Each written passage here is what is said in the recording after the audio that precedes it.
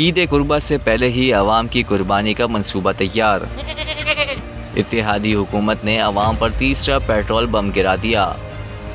اے میں بیٹھ کر کیا کرے گا؟ غریب کے اوپر سارا زور ہے۔ یہ کیسی چوروں کو حکومت ہے؟ قسم سے سارے چور۔ پہلے 160 روپے لیٹر تھا تو گزارا ہو جاتا تھا، اب ہر چیز مہنگی ہو گئی، پیٹرول کے ساتھ سب کچھ مہنگا ہو گیا ہے۔ یہ چوروں کی حکومت ہے، ڈاکوؤں کی حکومت ہے۔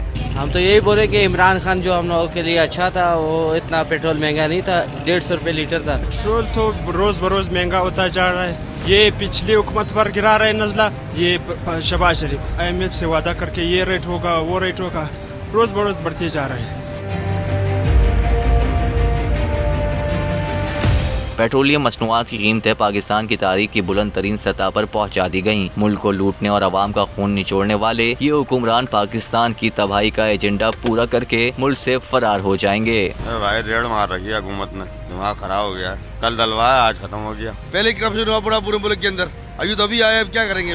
وزیر اعظم کو چاہیے ہے کہ پیٹرول سستا کریں۔ ایک بندہ 500-600 کماتا ہے ایک دن کا، مزدور بندہ کہاں سے پورا کرے گا؟ اللہ تعالیٰ کرم کرے۔ یہ حکومت کر کیا رہی ہے؟ یہ عوامی حلقوں کا کہنا تھا کہ رات کو عوام پر پیٹرول بم مارنا انتہا درجے کی ناانصافی ہے۔ شہباز شریف، آصف زرداری، مولانا فضل الرحمان اور خالد مقبول کی سرکار عوام کو بھوکا مارنا چاہتی ہے۔ شہریوں کا کہنا تھا کہ پیٹرول کی مہنگائی سے زندگی اب مزید اجیرن ہو گئی۔ شہریوں کا کہنا تھا کہ امپورٹڈ حکومت نے پاکستان کا بیڑا غرق کر دیا۔ عوام کا کہنا تھا کہ اس حکومت کو اب فوری گھر بھیجا جانا چاہیے، ورنہ انہوں نے IMF اور امریکی غلامی میں پاکستانی عوام سے جینے کا حق بھی چھین لینا ہے۔